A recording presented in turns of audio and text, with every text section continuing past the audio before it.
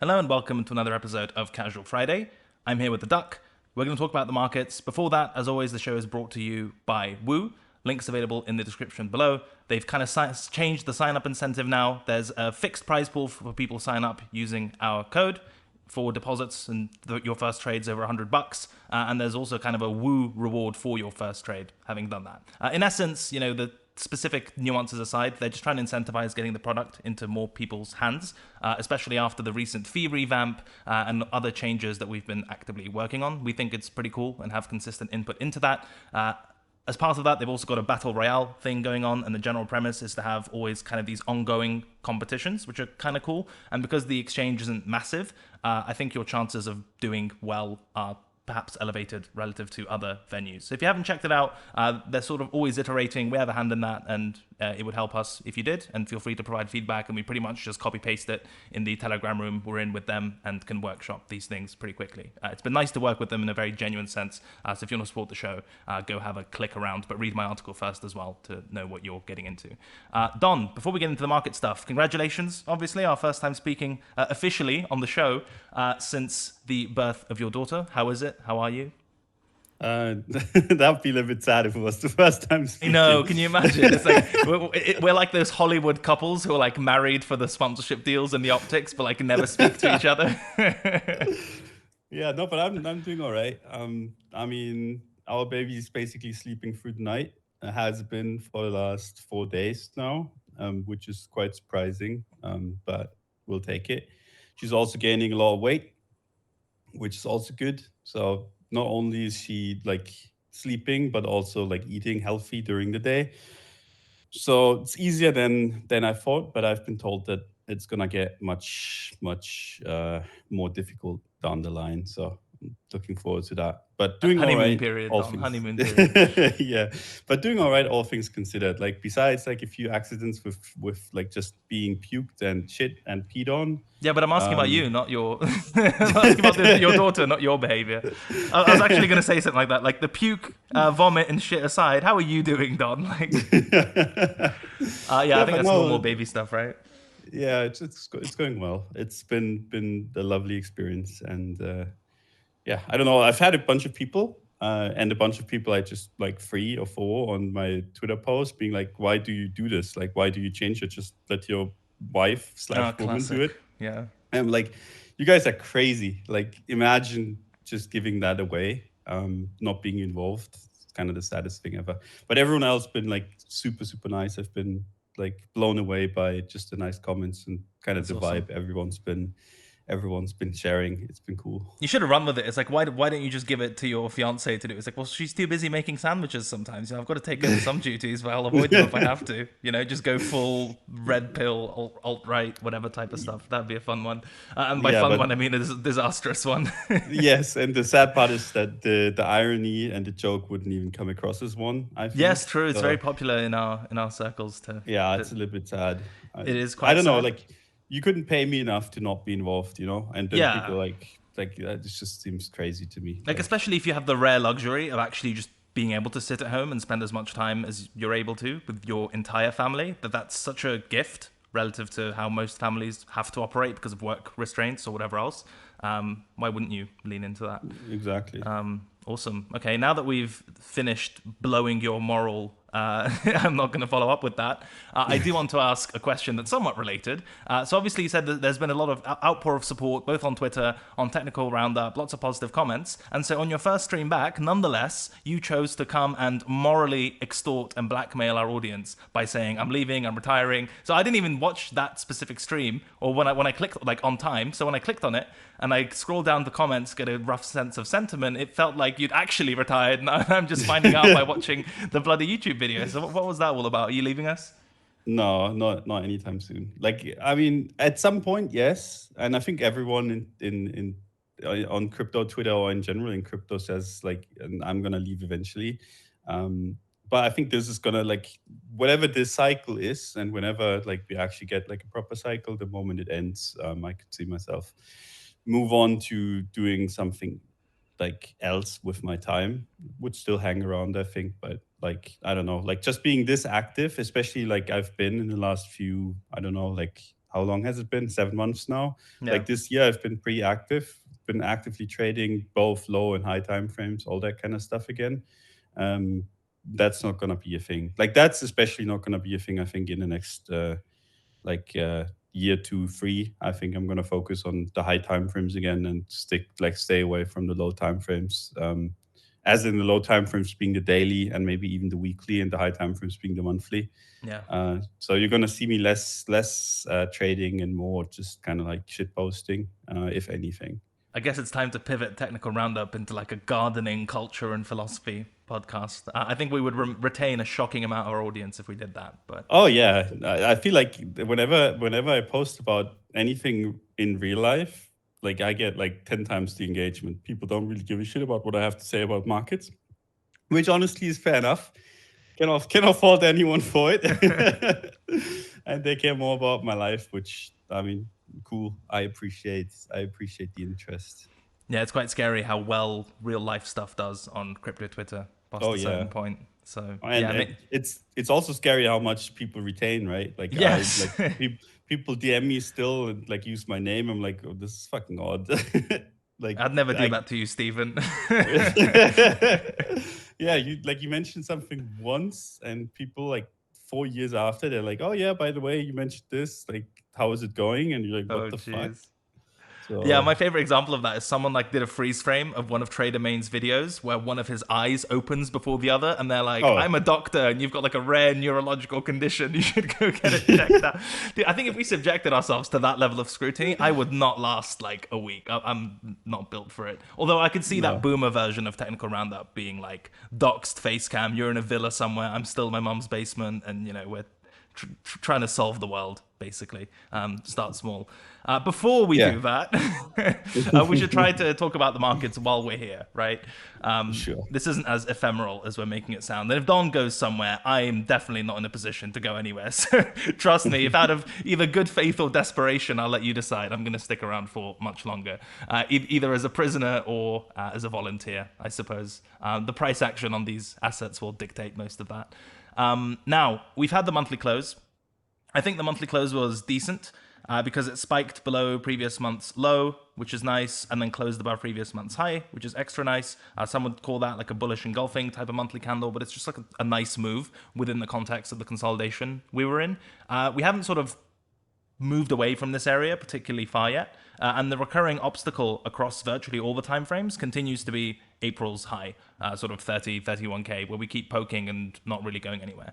So the monthly, like the bigger levels still, I think, as before, I mean, those don't change very often. 35 on the resistance side and 24 on the support side. Is there anything else to derive from this monthly close or monthly time frame until we reach those levels? Do you give much weight to this recent close? And we'll talk about the whole April high, range high thing on lower time frames, but just on the monthly, has this kind of shifted anything for you? I mean, it looks much better now than it looked last month. But it hasn't really changed much for me. I mean, we're still quite a bit away from support. Support being like 23k-ish, and resistance being 35k, right? And we're quite a bit away from both. And I didn't mention like the 28k support, like the monthly that we had there, the red candle, because I think we still need to kind of like prove that all of this current price action is actually like constructive rather than just being like chop around the highs before we go lower. So if we go higher, right, I'll kind of start treating 28k, that red candle in the middle of the move, as support. If you get a pullback, that's where you would want to buy. But right now, like I wouldn't necessarily box in the 29 to 27k monthly candle and be like, okay, if we get back in there, then I'm gonna play the bounce. That's too close to current price action for me. So yeah, the monthly hasn't really significantly changed, but it does look better now than it did when it was lower, which was relatively unsurprising if you think about it. The fundamentals improved as number went up, basically. Exactly. Yeah, that's wonderful. I think all of that is pretty reasonable as far as the monthly goes. It would be nice to get some resolution to this sort of high 20, 30k grind. We'll talk about it more on the lower time frames, and we might even revisit our sort of newsletter argument. But let's start with the weekly. It still feels like we've got the case of an unstoppable force meets an immovable object. I think that's how that idiom goes. I'm not entirely sure. Where we had an ETF catalyzed multi-month drift break. We had one weekly candle, and then that's it. The market has gone nowhere since then. And that's obviously caused a bit of jitters because the market essentially came into April's high and the range high and the 30K area, whatever sort of cluster of important stuff, however you want to delineate that. And it's just been poking with no resolution.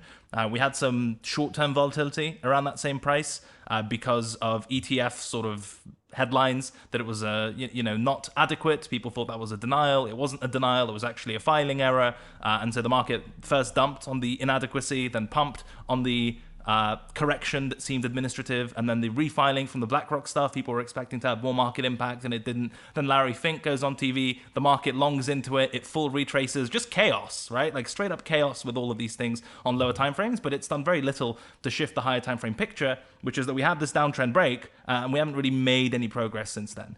If I were completely honest, I kind of expected if the ETF thing were to really pick up, like the weekly breakout candle we had, for the next weekly candle to look pretty much exactly like that.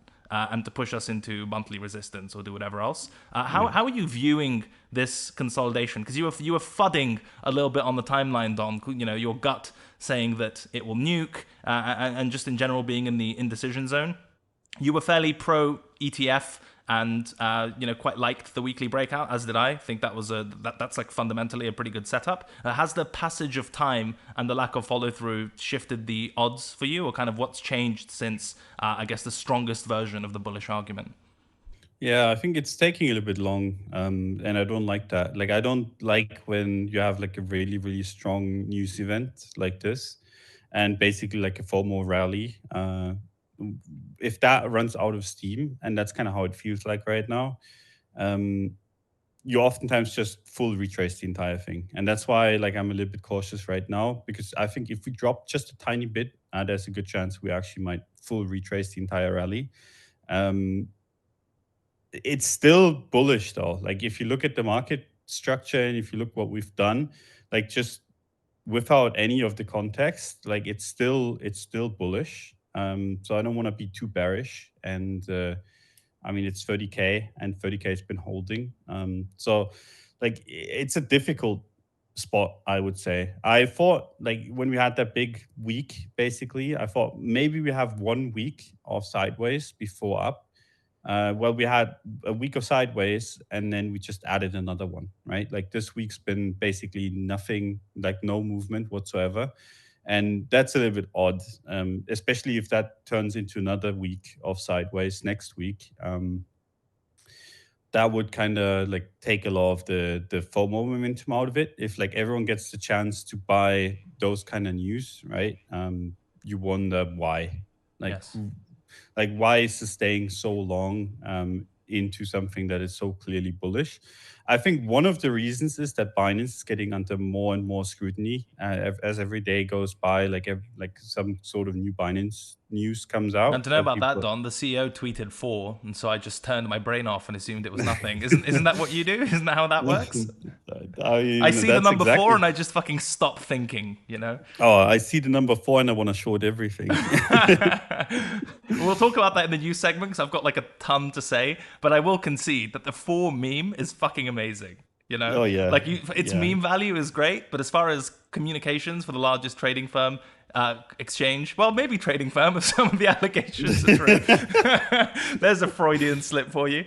But for the largest exchange in the world, that being a large extent of the PR strategy is quite concerning. But yeah, I do think that's definitely related. Like ETF stuff has we almost fallen to the backdrop a little bit, and now we're dealing with more regulatory headline exchange things, which is far less bullish, obviously. Yeah. I mean, at the end of the day, like so far, Binance has always been fine. So if they are fine at the end of the day, that's going to solve a lot of the issues we have. And I think we will get the proper pump that we kind of deserved. That is kind of deserved, that we kind of deserve anyway. We are entitled to the pump. Oh, yes. Give us the pump. No, but the problem is like the longer this takes, right? I mean, I've been talking about it for like a month now, ever since we basically hit what was it, 4.4K on the S&P, right? Like the Right. problem is that we ran into S&P resistance, and I could see that kind of like slow down the traditional markets. So if you're struggling after having like such a big catalyst as like the ETF, like I was about to say the ETF approval, which we we don't have, but the application from Blackrock, if that is kind of like counteracted by the S&P kind of just going risk off a little bit, and then you have some more Binance problems, I could see that be quite explosive and quite bad. And that's why I've been kind of like tweeting more cautiously. It's taking too long. We have a bunch of like risky things in the market, and the S&P is at resistance. Like that's all of it. But just at face value, you look at the weekly, and that's not a bad chart, right? So I wouldn't necessarily tell people like, hey, this is where you should, and your target is like 24K or whatever. I'm not really in that camp. If anything, I think if we go low, you want to be buying this, and if we go high, you want to be buying the first retrace. So I'm still team bull, but I think it makes sense to be a little bit cautious in between 30 and 32K. And that's not a big zone. It's really like tiny. If you miss out on that, you're going to survive, I think. Unless you have a Twitter account. Oh yes, if you have a Twitter account, you're gonna get flocked by your followers, and you have to have caught the move. But the good thing is, if you have a Twitter account, you always catch the move. That's true. That's why we do it. I don't even trade. I just wake up and the exchange has filled me at the bottom, and I sold it at the top, and I can just go screenshot that P&L card, and it's great. Sick. It's a good life. It ain't much, but it's honest work. I think that all of that is fair. Would it be fair to summarize as a general inference that the more time passes at these prices, the more it favors bears? Yeah, to an extent. Like if we stay here for like 2 or 3 months, I think that would actually be quite bullish at that point, because then, I mean, in 2 or 3 months, you probably get the ETF approval. Sure. I mean, that'd be pretty shocking, right? If we stay 2 or 3 months at 30K itself, like at the range high, that seems, yeah. Yeah, I think there's like pretty much there is a window here where bears have a chance to nuke it. And if they push it low enough, I could see it kind of like imploding on itself. Right. And then bulls will just kind of take over again wherever that dump stops. And given that's a possibility, I don't want to be involved. But given we're going to get, like most likely get an ETF approval, you actually still want to be looking for buys. I think that's basically how I look at it. Maybe I'm just coping because I'm on the sidelines since like 30.7, I think is where I sold. So like what a tough life, Don. Yes, 30.7, 30.8. That's like, it's not even, it's a % away from where we are right now. So maybe I'm just coping, hoping for lower prices myself. Sure. But I think in general, like how I think about it, like the market, is that there's zones where like the risk is just very, very high, and the certainty that you have in the market is quite low. And in those zones, I actually just don't want to do any business. And it doesn't really happen often where I'm just like, okay, I really, really don't want to trade here. And this is one of the times, so I'm just not going to. I mean, it is a fiction invented almost completely by Twitter, that you have to wake up and you have to have different scenarios for different levels to be able to trade the market that day, no matter which direction it goes. That's just not true. I don't know what other language to use to describe it, right? You're not always going to have an edge every day in the market. And even if you do, it's unlikely that edge is sort of bi-directional, that you have an edge trading the short side, you have an edge trading the long side, and all the levels are very tradable. Like, that's just not particularly likely. But I feel like because that exists as a sort of lower time frame trading wisdom at this point, even though it's the opposite, people also extrapolate that to the higher time frames, that you should always have, if not a view on the market, like a plan to do business close to where the market is at any point. And I just disagree, I guess, fundamentally. Yes. It's a good way. It's a good way to attract people. Yes. Because then you can tell them like, hey, if you want to be a trader, you just have to get up, take that 1 or 2 trades a day, and then you can go to the pool. Like that's the kind of like view like people have about the market that have no idea what the fuck they're actually doing, right? I think in general, like that's the promise of like being a trader. What is sold and what it actually is just very, very different. If you always think you have an edge, you have zero edge in the market, I think. Like if you legit think you have edge every day of the week, just trading lines or trading an indicator, I think there's just no edge whatsoever. But that could just be me not having the same amazing tools that you have. What, But trading view? yeah, it's just completely crazy to think that way to me. I Like think so too. obviously you have to pick the spots. Obviously you have to kind of like have stuff in your favor to be able to take trades that actually have better odds. But for some reason, like I even have people in my comments being like, you drew support and resistance wrong, whatever, Oh, starting to Jesus. argue with me. And I'm like, this is not how this works. Like, I don't understand, like, because when you think about it, right, all of these lines and all of just looking at the market is basically just a way to make it make sense to you as a Yes. person, right? Like you want to kind of find out, is there like a kind of is there a way for me to conceptualize the market, see if there's more risk one way or the other, like just kind of make it so it fits in a framework, right? So you can actually use some of it. And that's individualistic, right? Like I can make fun of your TA, and I will if it's like completely stupid. But at the end of the day, like that has nothing to do with how well or bad you trade. Like you have to kind of do your own stuff. Everyone has to, and then put it in a framework that they make, and then go from there. And if you think that there's like a wrong way and the right way to draw lines on the chart, I think you've lost the plot. You're in too deep, lost in the Yes. source at that point. It's like people start arguing about wicks versus candle bodies, and it's like, okay, well, I can entertain that theoretical discussion, but in terms of the effect it's going to have on your net profitability, do you really think that if we somehow find the answer, if you're struggling to trade profitably or your consistency sucks or whatever else, all of that will be magically fixed by like changing your line from a body to a wick? Like, I don't think that's going to have the type of impact that you think it has, right? Or people arguing like exactly which box to draw and which one is the real support, which one is the real resistance. It's like, how much of a net impact on your sort of career equity do you think that determination is going to have versus, say, your risk management or your trade management or your sizing, whatever else? The answer is like, you can't compare those two. But maybe we're just, as you said, coping because we don't have the secret sourced on. We're washed up. Daily time frame. BTC. This has been looking at these wicks, Don, that's a lot of people having a rough time at the same price. I don't Yes. know how else to describe it. It has carved out a range of some sort, I think. If you take the lowest close within this consolidation post pump, it's around 29.8, 29.9. That Yep. seems to be a semi-respectable, up until recently, well, they'll still to this day, sort of range low, kind of a okay-ish level as far as candle closes go.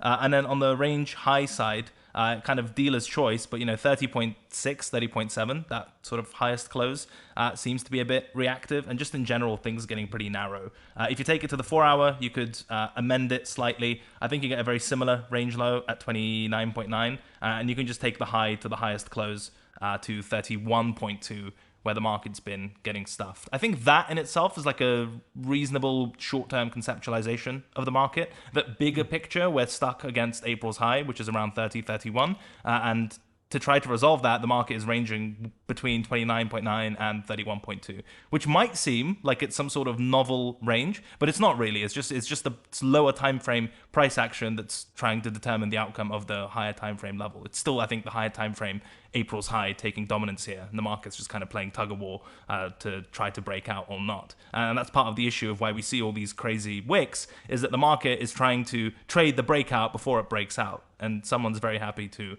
sell into that type of aggression. What do you think of does the daily add any color that the other time frames perhaps aren't showing, given we have more candles, or even the 4 hour? Are there lower time frame hints as to how this indecision zone might resolve for you? I mean, you do have a false breakout on the daily, right? On the 3rd of July. Basically, I would say like the range high on the daily is 30.7, like you said. and the range low is, like you said, 29.8K. And we broke above the 30.7K level and didn't really do anything. Broke down, and now yesterday we had this crazy wick where the market went up basically by itself, right? It wasn't really driven by much. Like it wasn't like the S&P went up or anything. And then full faded that and fucked over a bunch of people. And given that we had a fake out to the upside, it would make sense to kind of look for one to the downside as well. But I wouldn't want to bet on it. It's just kind of like a very, very choppy range. And there's not that much interesting happening here, right? Because even if you think about it, like if you buy 29.9 and take it to range high at like 30.7, you have a move of 2.5, 2.6%. Yes, but That's Don, not. on the 5 minute when tweeted with the Twitter link on the TradingView chart, that looks like you just made like $1 trillion. Surely you can True. see the value in that. You just have to pick a sufficiently low time frame to make your tiny trades look great, don't you think?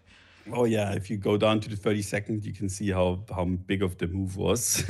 But no, Thing is, this is that's just popular nowadays. I'm still in shock sometimes. People are posting fucking P&L cards, and then I look at the price, and it's like a 1 to 2% move. yes. Sometimes in altcoins. And I'm like, seriously? This is just like normal chop around your entry in most cases. Or like, how much It, leverage are you using for this to like matter? It's insane. especially if you buy an altcoin, right? That's just your slippage. Just- Listen, Don, you- there's no slippage on TradingView paper trading. Okay, you fair should know enough. this. Fair enough. But like, if you see like a 2% move on an illiquid altcoin, I'm just like, well, I mean, that's technically what you get if you just market buy it. Yeah. But Thanks for playing, etc. Yeah. yeah, I mean, that's just completely ridiculous. But no, I think this is not a really good range to trade, right? Like those 2% up or down, I don't care about. It does, like, given we're trading around 30K, it does seem more significant than it actually is, right? Like you go to Yes. 29 and you're like, holy shit. And you go back to 31 and you're like, oh, let's go. Like I've seen, even though I've not really been on Twitter much, I've seen the mood shift Oh my between god, yeah. 31 and like 30K It's so massively. I'm like, dude, like you've been trading for years now. Like, where's this coming from? Right. It But then hasn't again, changed at all. But you're yeah. right. I was, as you can imagine, slightly more active on the social media side. I decided to give my very busy personal life a bit of a break just for that price action. And the sentiment shifts were, I mean, people love to parody sentiment shifts, like, oh, everyone was bearish at the bottom and then bullish at the top, but I wasn't, quote, retweet like OnlyFans, that type of shit. But this was one of those instances where it does accurately describe what the sentiment flip flop was like. From literally, oh, look, all your favorite counter indicators are on the wrong side of the market, send it lower, it's so fucked, we're trapped, it's an SFP. And the market goes, and then the second it goes up, it's like, oh, did you really fade BlackRock ETF, lol, noob pleb? And then that daily retraces and it's like, oh my god, sell the news, it's over. And then today it's like, we're so back. Most of the time, those types of moves are embellished or become like a parody of sentiment to try to make for an engaging tweet. But this time around, literally between 30 and 31, that's actually a fairly accurate reflection, which kind of shows how nerve-wracking this point is for a lot of market participants. And you can bloody see it on the low time frame candles with these wicks, right? Oh, yeah. This isn't just conjecture. Any other BTC related comments? I'm just guessing you want to see some decent resolution to this higher time frame, 30-ish indecision zone. And from a swing trading perspective, as we argued in Technical Roundup, it's sort of less clear than before, especially if this weekly breakout stalls or starts to give back the momentum. That would be unwelcome.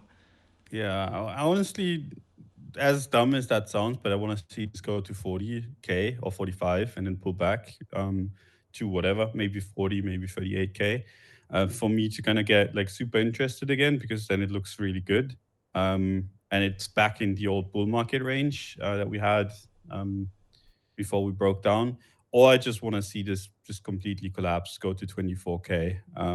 And then I think, like at that point, you're basically getting a deal, right? You're basically washing out a bunch of people that bought because of the ETF news. But the ETF news is still in effect. So at that point, you get just a deal. Like someone's gifting you something, you get it as cheap as you never should get it. Just because people cannot take the pain anymore. And I would be fine with either. At that point, the market kind of shows its hand. It's like, okay, I'm ready to go higher. And I think if we go past 30K, like 35, 36, 37, at that point, we've climbed the wall of worry so much that I think people would be more than willing to continue pumping money into the market. Yeah. Or like I said, lower you get like a deal, anything other. And I mean that my opinion could change, but right now like it just doesn't seem too attractive. Like that was a good trade from 16 to 30K. And there was a good trade basically the moment the ETF thing got announced. Right now I just don't see it. But that could just be me being a little bit too risk averse, because at the end of the day, you can make good arguments both ways here, right? Like if you're bull and you're like, hey, this is like the ETF news is the biggest news that we're gonna ever get, right? And I think that's true. Like this is like a very valid argument, just being like, hey, I have a position, it's a good average, and there's a spot ETF coming most likely, and like that's a really good argument. But then you could also be a bear and be like, hey, the moment that the SEC kind of like delays the decision, this market is just gonna nuke, because people will think that they're gonna deny it, and then you have a bunch of like people that only took the trade because of the ETF that will have to unwind, and at the same time, right? Yeah, and they all need to get out the door, and the door is very small, and then you get a teleport down. Like both of those arguments, I can very much be on board with. And Yeah, when they're I credible. have, yeah, and I mean they make sense. And then you look at the TA, right? Because like you have two good arguments here, and then you look at the TA and like, well, like we're exactly in an area where the market kind of has to make up its mind, whether it wants to be full blown bull, or if it actually wants to go back to kind of ranging or kind of accumulating, whatever. So the TA is in the exact same spot, right? You could make an argument, hey, we shouldn't stick around the old range low so long, as in like 30K. This should have broken down. So like it has to be bullish now, and you just long into resistance. And I'm like not a big hater. You're longing into resistance, but sometimes that makes sense. But you could also be like a bear and be like, hey, we are at range low, right? Like this is the range low before this entire market basically went to zero. It makes sense to be a little bit cautious or like short this, and like both make sense again. And especially if you compare this current price action that we're having to how the market looked at 6K back in 2018. We just went towards that resistance and then giga mooned through, right? Like it went to 6K, and we talked about it back then. I still remember you making the case that like if we get to 6K, we're just gonna completely teleport, and the market doubled, right? Straight up doubled. Now what we're doing in comparison is we went to the resistance and just stopped, and we're going sideways. So that's a little bit of a different behavior there. I wouldn't make too big conclusions of it, but like just you have good bull and good bear arguments, both on the TA and on the news side of things. And then, like, if you feel like one of the sides is way more compelling than the other, take the trade, right? For me, I think both sides are more than compelling. And then, like, I could see myself take a long and a short here, and that just cancels each other out, so I'm flat. Yeah, even if you have TA as the tiebreaker, it's not like mega clear at this point, right? What you should do is you plan for all 8 scenarios on your trading view, and then you post the winner to Twitter. That also seems to be an appropriate option. But yeah, on the weekly, I think that makes a lot of sense. Like the 32K mega moon scenario, and then you either try to buy some low time frame consolidation there, or like a 20 to 40% nuke after the top of that breakout. That seems like a good trade on the weekly. Or the bleed into pain, as long as the ETF narrative is still credible, and just you have a lot of breakout traders of the early breakout traders of that narrative puking. I think that's also good. From what you've said. But yeah, I don't feel super clear at 30-ish. And like even if you say April high breaks, like immediately, as we discussed in Technical Roundup, what's it breaking into? It's breaking into weekly resistance at 32 and monthly resistance at 35. So that doesn't really help you all that much, right? Like if you're waiting for like a micro break of 30K to chase, you're still chasing it into higher time frame resistance. Yep. So at that point, you might as well fucking wait for 32, 33 plus, which is later, sure, but the probability of it being a much higher time frame reclaim than just a local breakout into higher time frame resistance, I think those odds are worth waiting for. There's enough of a difference there. Yeah. One thing that I do want to say is that there's a chance, and I think this is like very real, there's a chance that this teleports from 30 to 40K, where you get no entry on the way. No higher time frame entry at least, right? Yes, and I'm completely okay with that. And like this is like where people kind of lose their minds. They're like, how can you be okay with like a 30% move when you're not in? But there's going to be a pullback eventually, right? This goes to 40, 45, 50K.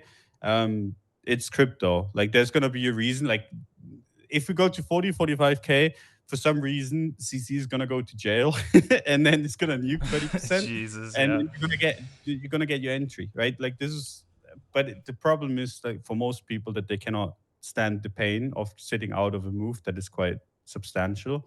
And for me, most of the time, is like right now, for example, I'm more than happy to just be like, okay, well, I missed the move. I'll catch it next time, and that is kind of like something that you have to know whether you're okay with or not. This market sometimes just doesn't look back. Most of the time it does look back, right? Eventually, at least, yeah. Yes, exactly. But sometimes it doesn't. And you have to kind of know how comfortable you are with missing out a move or like not taking it or whatever. And my approach is not necessarily the best one, I think. Like it just depends on kind of your personality and how you approach markets in general. Yeah, I think that's fair. I think I land somewhere in the middle where, given I have a high time frame skew towards my system, if I'm trading it well, I feel slightly annoyed if I fumble higher time frame moves, at least higher time frame moves that were within my system. I find that uncomfortable. But it's not enough to make me trade badly after the fact, and I'm generally fairly good at realigning to what the market is now versus what it was when it was at a quote-unquote better price or before the move took place. And also, I think we have the added benefit of we're sort of price agnostic because we've seen this thing at 3K and we've seen this thing at 69K, you know? Like after you've been through that roller coaster, or however you want to describe that circle of hell, you learn very quickly to not care about like the specific price of the thing. I've noticed as much.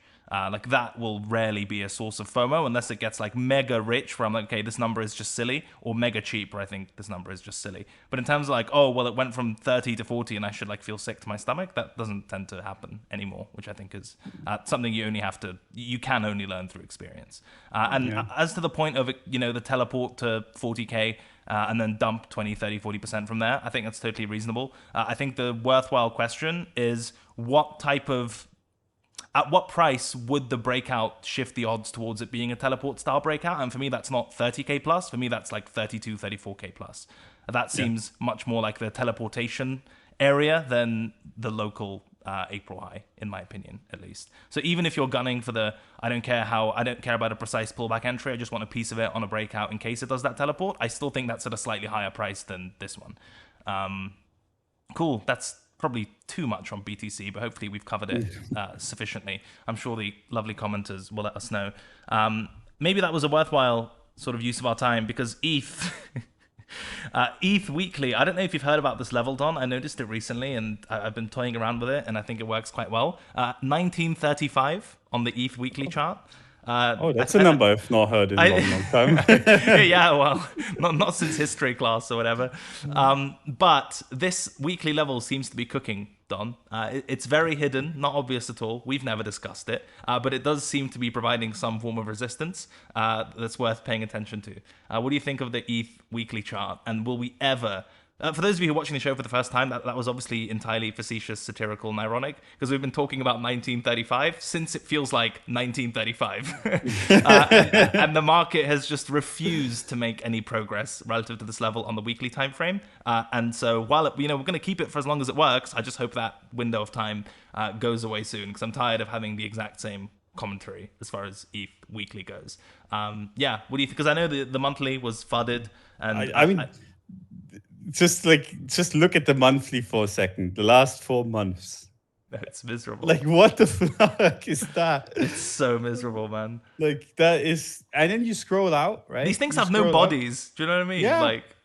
You scroll out and you're like wondering, has this ever happened before? And I mean, I don't know. Like, it's a pretty tough call. Like, this is new paradigm. We have found fair value, and Yeah, we fixed it. yeah, I mean, it's good.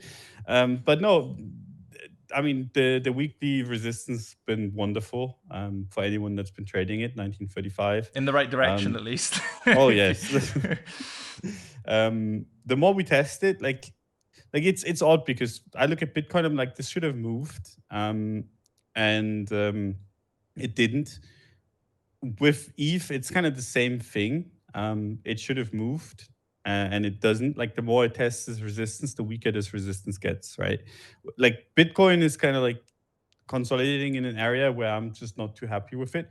ETH is actually like consolidating in an area where it's actually okay, because this resistance really should produce a down move. So far, it's done that a couple times, but nothing really stuck. So, like, I'm in this weird, like, I don't really know. Like, it's such an odd thing where I'm like, Bitcoin should move soon, otherwise it's gonna be like not nice. And then I look at ETH and I'm like, if this stays for 2, 3, 4 more weeks, that resistance should be cooked. So it's a little bit of an odd one. But a good way to kind of circumvent that problem is just waiting for the eventual candle above 1935 on the weekly time frame. You get a close above there. I think it's pretty likely that you're gonna go higher.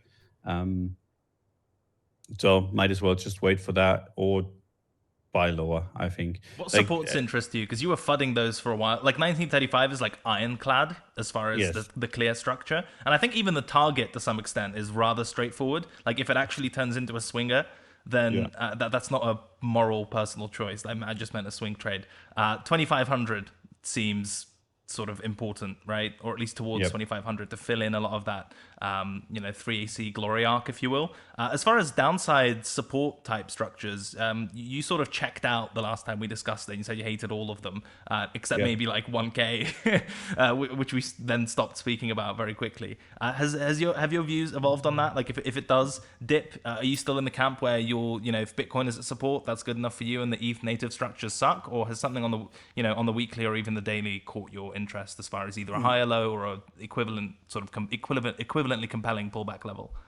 No, I like 1K, and we're probably not going to get it. And I like just buying ETH when you think Bitcoin's at support and ETH BTC looks good.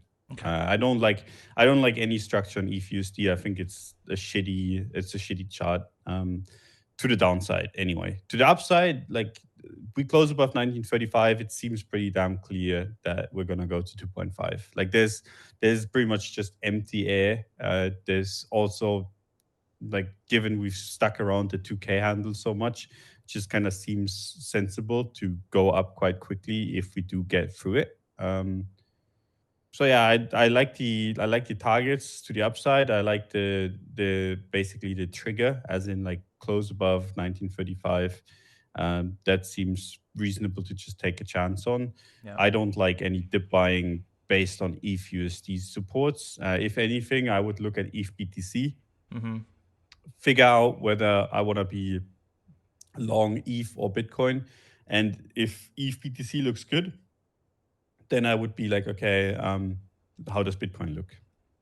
And I would take the trade off of that rather than the ETH USD chart, which seems a little bit more complicated than it needs to be. But given the ETH BTC chart, if you just look at it, right, from the high to where we are right now, and this is a million times better than almost any other altcoin, don't get me wrong, but we're down 30% from the high relative to Bitcoin, right? So I don't want to be the person that longs ETH and Bitcoin goes up 20% and I make 5%. Like, that's just not where I want to be. And therefore, yeah, it's honestly, it's worse than losing a trade. Like, I hate that. Like, it happened to me a couple times in my career where I'm just like, oh, ETH should be outperforming Bitcoin, or like any altcoin should be outperforming Bitcoin because it's kind of the higher risk asset, and then Bitcoin goes up 20% and you're just sitting there and your coin is like up 1, 2, 3, 4% and you're just losing your mind. Like, it's much worse than just being like, okay,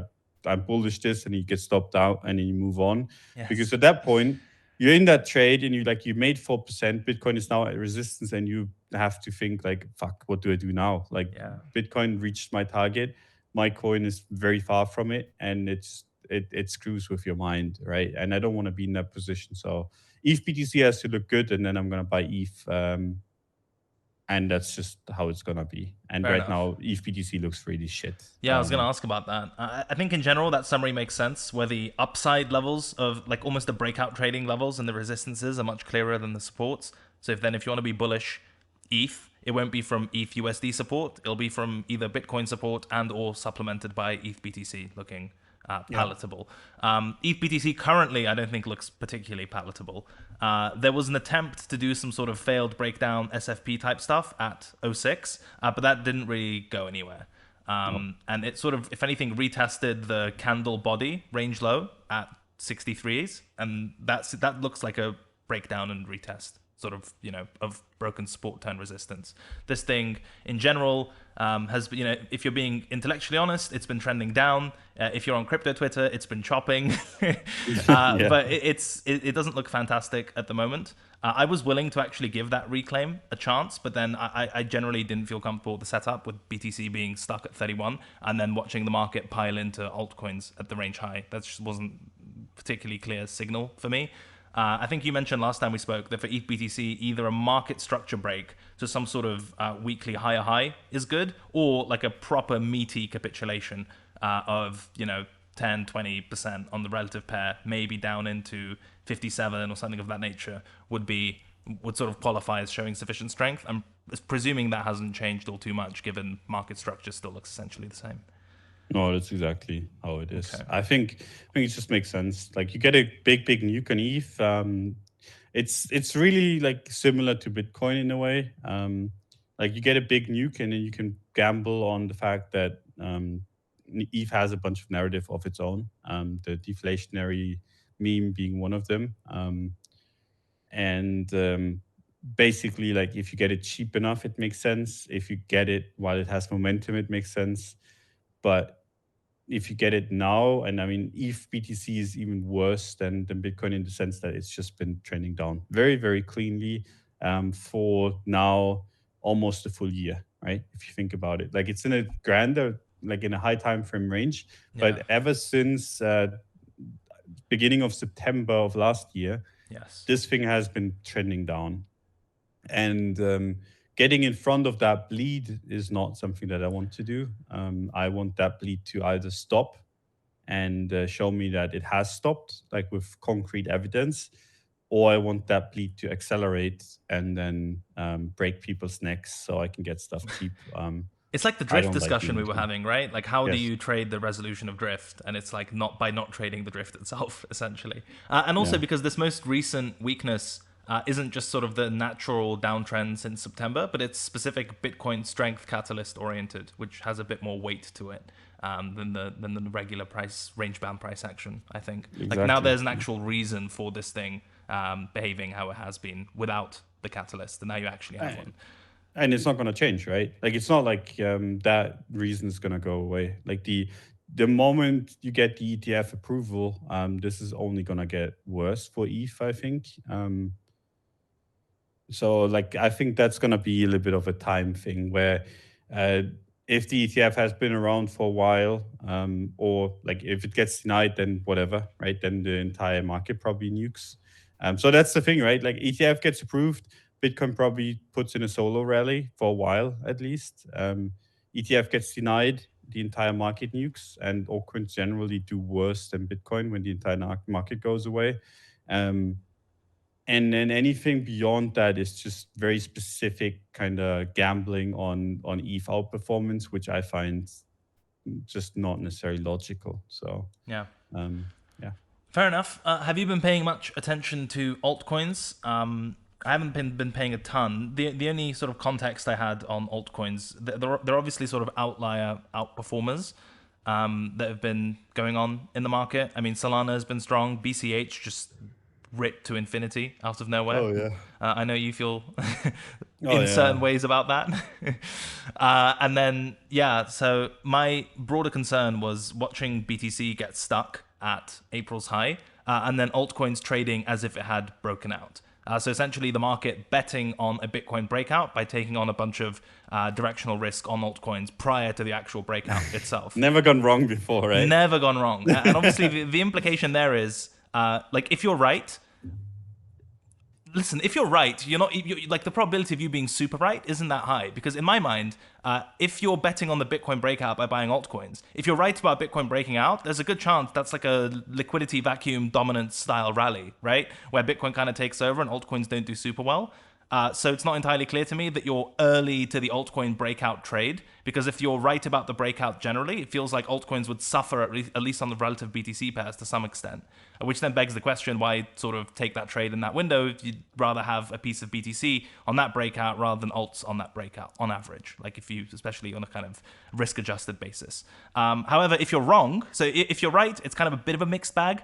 If you're wrong, then you just have a bunch of open interest and risk added pretty much at the top. And we know that recently the alts have been super jittery relative to BTC, where even if it sneezes that famous 1 or 2% down to the range low, we've seen some decent shed in altcoins. So if it actually breaks down, then all of those early breakout buyers for the breakout that never came are going to have a particularly rough time.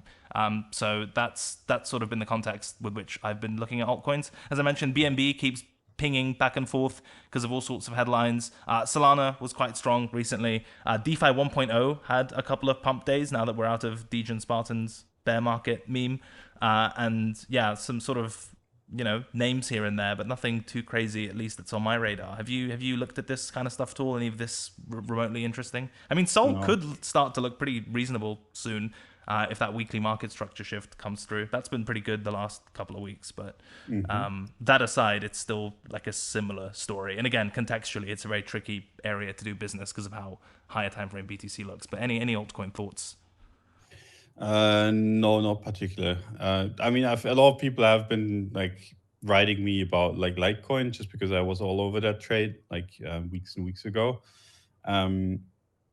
But that's too close to halving for me to be interesting. The Bitcoin Cash trade, I mean, I tried to take it, got stopped out, or like basically closed it at the bottom. As in, like I bought 200, closed 190, and then went to the hospital, and then came back at 300. That was something. But that's okay. And I think that's also largely played out, the Bitcoin Cash trade. Right. Then you have Solana, right? But if you just kind of look at Solana, it's been like against Bitcoin, it's just been a very solid kind of trend to the downside. Sure. Like it might change if you get like another good week or two, but I wouldn't want to bet on that happening in the current environment.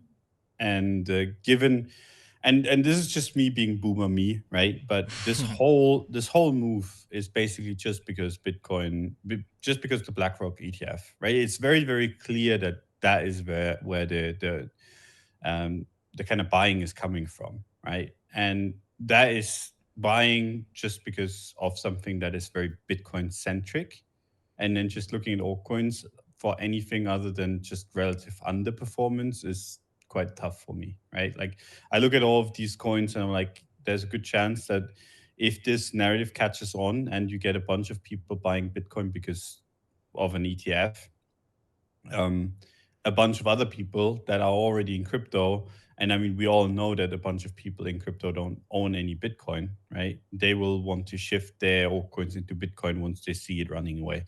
And that's actually something we've seen in the past, not so much in the recent past, but if you remember back to 2017, like that whole thing, we had a massive Bitcoin run, and it started sucking out all the money out of the entire market, basically. We had a couple of days where Bitcoin went up like 10, 20, 30%, and altcoins went down the exact same or more. Yeah. There was actually like a couple of days where altcoins lost in USD while Bitcoin had some of the best days ever. And given that background, I'd rather not. There's gonna be there's gonna be upside, and there's gonna be coins that outperform. But for anything like swing related, like you can buy something because you think it's gonna squeeze 20, 30% in a day, and I think that's completely fine. But if you're like, okay, I think Litecoin is going to outperform over the next month. I just don't see where that reasoning would come from. Sure. Like I have big troubles with that. But yeah, the low time frame stuff, be my guest, right? Yeah, I I'm think not super hitting on that. tradable, like on low time frames and lower time frame strategies. I agree on the swing; it's not as clear. Also, Litecoin is back at 97, so the people riding you, it's. I think a lot of that riding must have been done at 100 Oh yeah, plus, and now it's it let's was at be the generous. highest. Now it's retesting, bro. Now it's just a retest. Yeah, uh, immediate retest after a breakout like that. It's always the best your feeling. favorite setup, yeah. Oh yeah. Not to buy. Although I don't have actual views. I haven't looked at this closely enough. But yeah, in general, that's interesting price action. But I mean, the trade itself was halving oriented. And as you mentioned, the risk of the trade going wrong, like staying in that position, increases the closer you get to the actual event. And so Yes. that's a pretty standard trade management thing. I do think there are two reasons that people are sort of punting altcoins primarily, if you're talking about like a larger thesis point of view. The first is the assumption that if Bitcoin breaks out, altcoins will break out more and show you that sort of beta effect, if you will.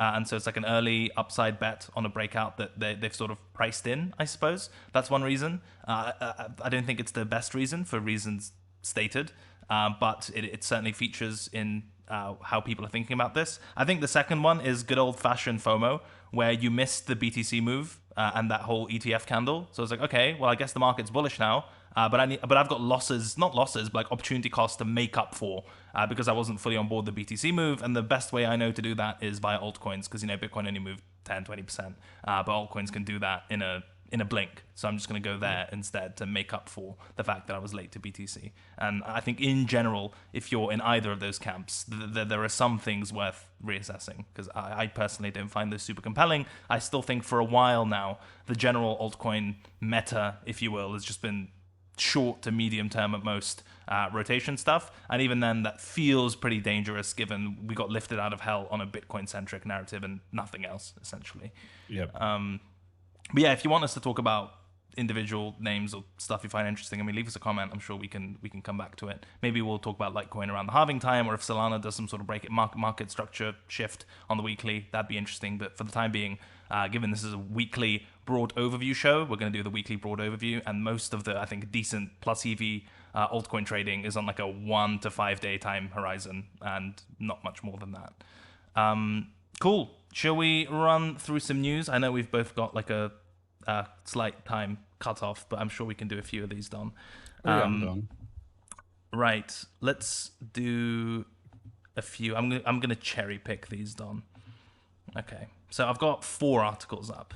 The first one: Binance boss brushes off senior departures as FUD. Of course, 4. 4, yeah. So there was an article, and this is widely reported in the media, that senior executives almost in concert departed Binance over a short period of time. So according to the block, a number of senior executives, including the general counsel, chief strategy officer, and SVP for compliance, they have informed Zhao of their departure this week, citing sources. And then they obviously came out and said, oh, well, there's nothing Binance related. I'm like having a kid, or I want to spend time with my family, all this type of stuff. Okay, fine. And that was that. And then CZ obviously had a standard tweet that sort of essentially said that it's a nothing burger. So here it is. It said more FUD about some departures, and then this is the weirdest part, right? So he goes into this like macro analysis of the company, saying there is turnover at every company, but the reasons dreamed up by the news are completely wrong. And then he gives you the spiel about as an organization that has grown to from 30 to 8,000 in 6 years, yada yada yada. Okay, that does absolutely nothing to address the claim that these are, first of all, not just normal employees or fucking unpaid Binance angels, right? These are senior executives in important positions amidst a regulatory crackdown, leaving in very close proximity to each other at the same time, essentially. So if you're going to be telling me about like the natural fucking business cycle and how, over 6 years we went from 30 to 8,000, that does very little to actually address the claim of why are people in senior positions during a regulatory crackdown essentially leaving at the same time. But people are going to buy this as a counter argument or as an excuse. I think more generally, if you look at how CZ and Binance does like sort of PR in general, I personally find it quite frustrating because I think Binance is like a net good and really important for the crypto fucking ecosystem, whether you like it or not. But the way they handle PR is it's like always fully unequivocally false, whatever negative thing comes out.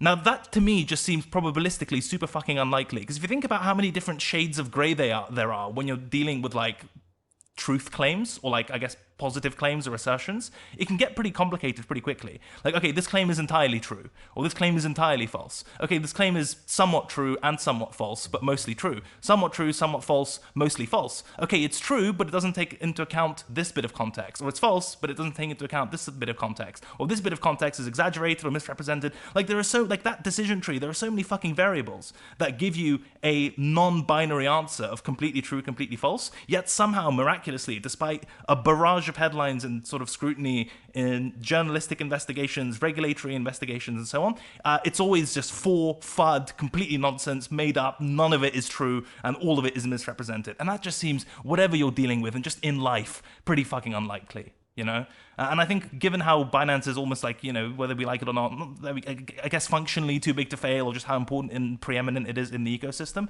you need to have more nuanced and better fucking comms than that, than having, you know, this almost army of sheep who have lost the ability to look at allegations and news with any sort of nuanced way, and now sort of robotically just assume it's FUD, it's completely made up, and these claims are not even worth investigating. It's just juvenile and frustrating.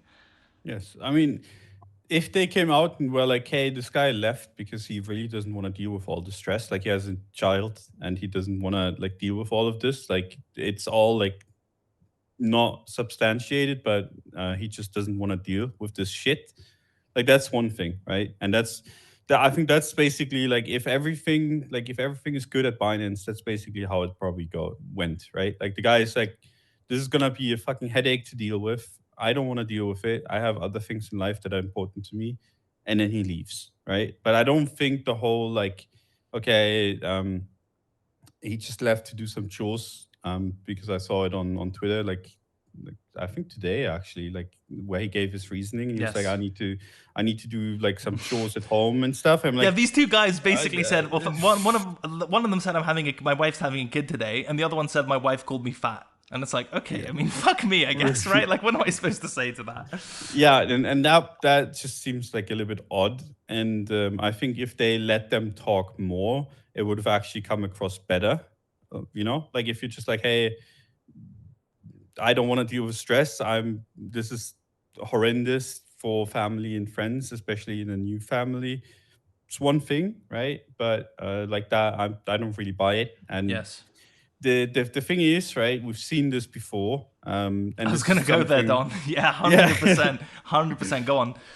Because, like, I mean, and this is going to be something that we all in crypto have PTSD over, but this is what happened with FTX too, right? Like, we've seen senior people leave of the FTX just a couple months before it blew up.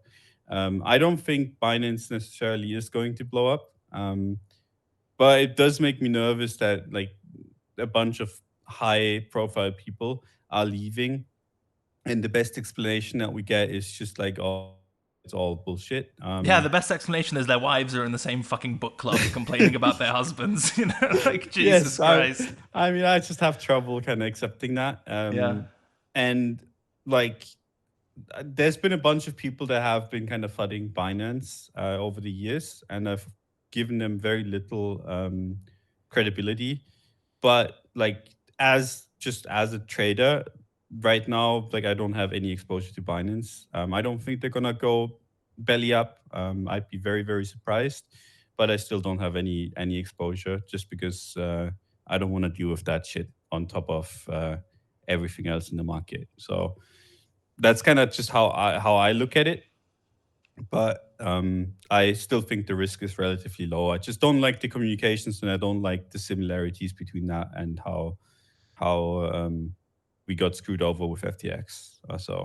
Yeah. And if you remember when Trabuco left FTX, he said like, "Lol, I wish journalists would like stop making shit up. I'm just tired or whatever, you know." Yeah. And Brett left. Now we know that he had like transparency concerns and didn't really publicly voice any of them out of fear of repercussion or backlash, and just kind of left. Catherine Coley from Binance US, I think she kind of fell off the face of the earth and then sort of testified, if I remember correctly. It's just that there isn't a ton of crypto precedent for executives flocking out of a place at the same time, and that being for no reason. At least I think that much is reasonable to assert. I think the scary Binance stuff would probably manifest in a couple of forms. I think if you get, especially if you're talking about price impact, like I think DOJ stuff would be non-trivial. If it shifts from regulatory to essentially criminal, that would be pretty bad. And as a kind of tangential one, and I'm less conviction in this one.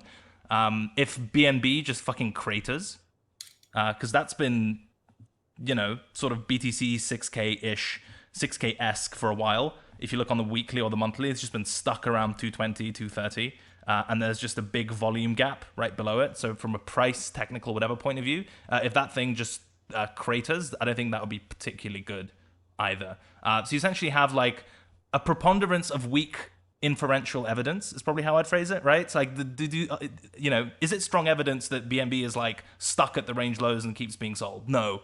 But is it like positive weak evidence? Perhaps, right? Now, the people leaving the exchange, does that in itself mean it's fucking FTX 2.0? No. Is it strong, weak? Is it sort of weak positive evidence for something bad is going on or might happen? I would say so, right? As you start looking at these like small factors, which independently may not weigh much and probably shouldn't, but you put them all together at the same time, it's just not a fantastic look. And I think I would care far less if the PR and the public communications were better, but they're not. They're just like frustrating, and they treat us like idiots, essentially. Yes, and that's like that's the literally part like that I feel like.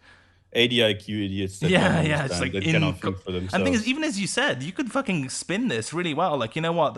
Like the crypto industry is under attack. It's making a lot of positions like really difficult and untenable. And I've got my family, etc. You could play both sides almost and be transparent while also sort of making yourself seem like the good guy, but to basically play the whole thing off as a coincidence, and then for CZ to not even address it and talk about how much they've grown over the past 6 years is, I don't want to say dishonest, but it's sleight of hand at the very least.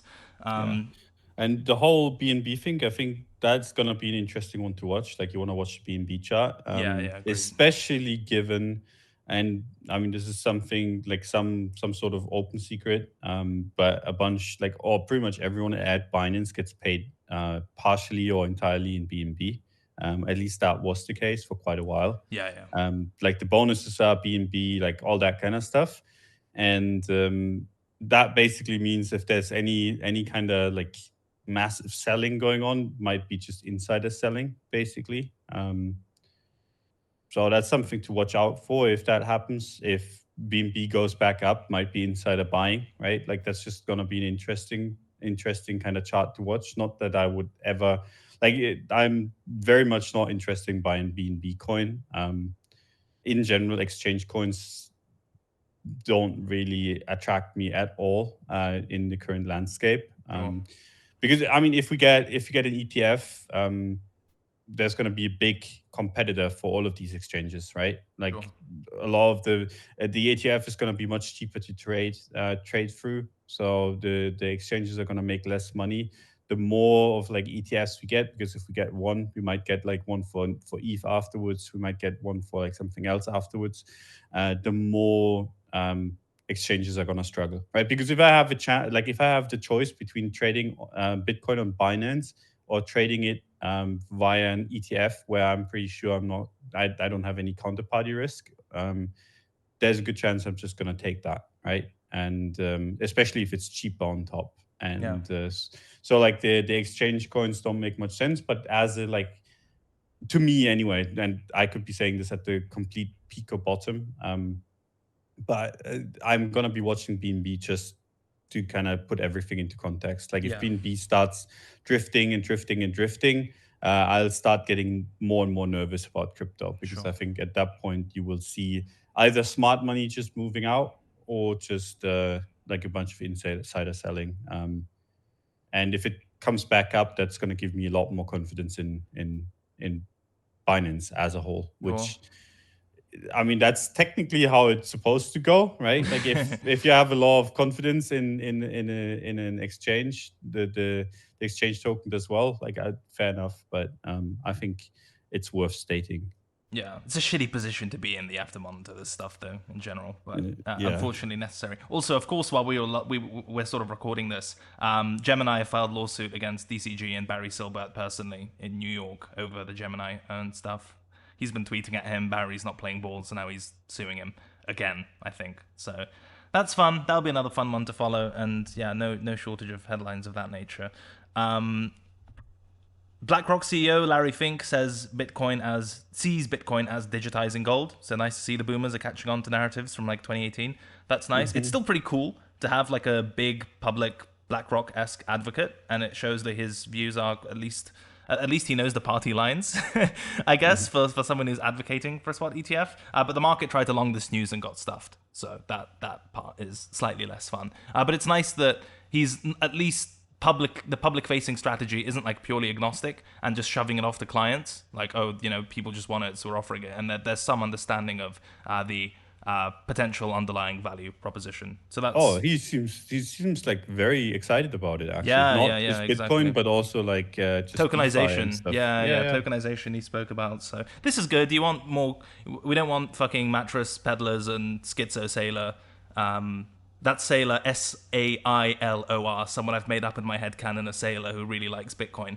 We don't want those as our primary advocates necessarily, No. especially given they get so fucking rocked by price changes, it seems insane. And they get more bullish the higher price goes and max bullish at the top, sort of like almost classic new trader psychology. You don't want those to be your loudest public-facing advocates on average, because that's what gets people wrecked and it gets people away from the space. That's not. I mean, something that we haven't talked about in a while is that Sailor literally told people to kind of remortgage their house. Oh yeah, mortgage your house at the Pico Top. Yeah. At Pico Top. That's like, fine. That's okay, because apparently he does a lot of other good stuff, which I'm not. Yeah. I mean, like he's done that's a lot our for hero, advocacy. Yeah, that's our hero. You just don't listen to these people for price, I think. I mean, I don't listen to them for anything, but just don't listen to them. Don't listen to them. Yeah. But if there's a list of like the top of your list of things not to listen about, it's price. That seems fairly self-evident.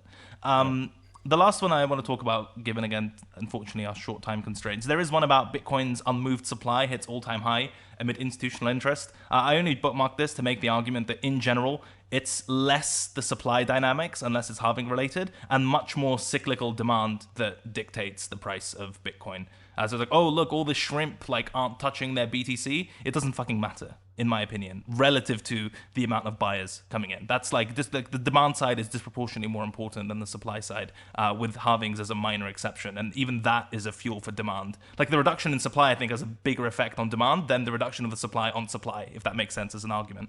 So I just think if you're going to be looking at cyclical indicator stuff, demand is generally more important. I don't know if you agree, but I just thought I'd bring that up. The final one, Blur founder defends platform amid NFT market slump. I don't know how much you were following this, but people, especially the Bored Apes, getting slaughtered, NFTs in general getting wrecked, and just a lot of heavy selling and trading on Blur.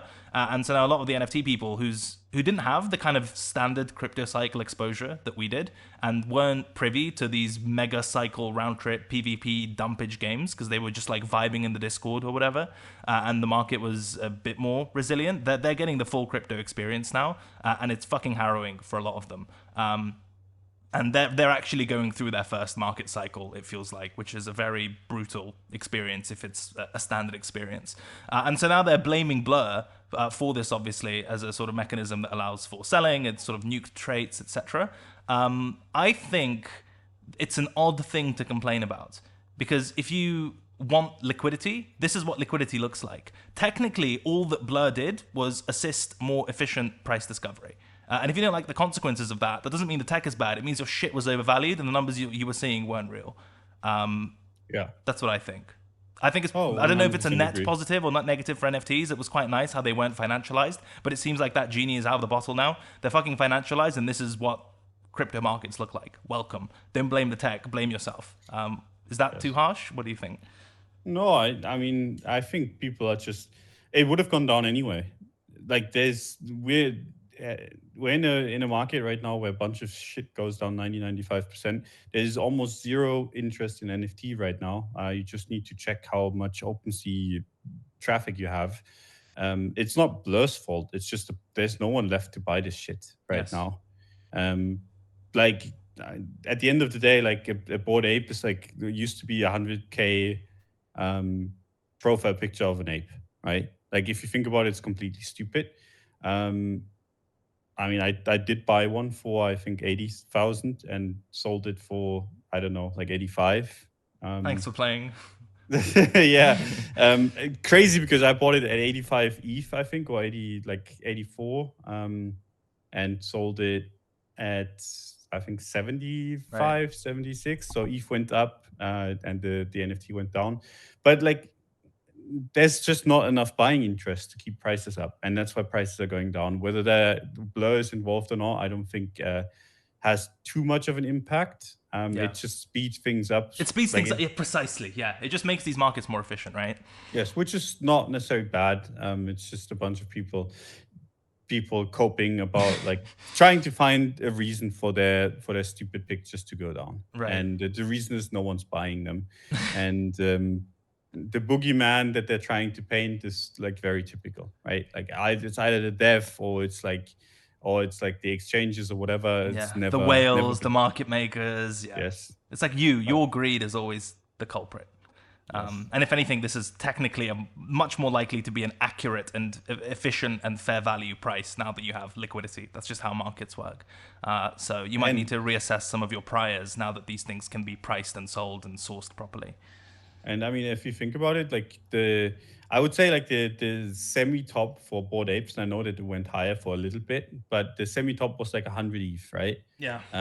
Like that's roughly where it started being like, okay, like a floor price of 100 ETH, and now it's at 34 ish. Yeah.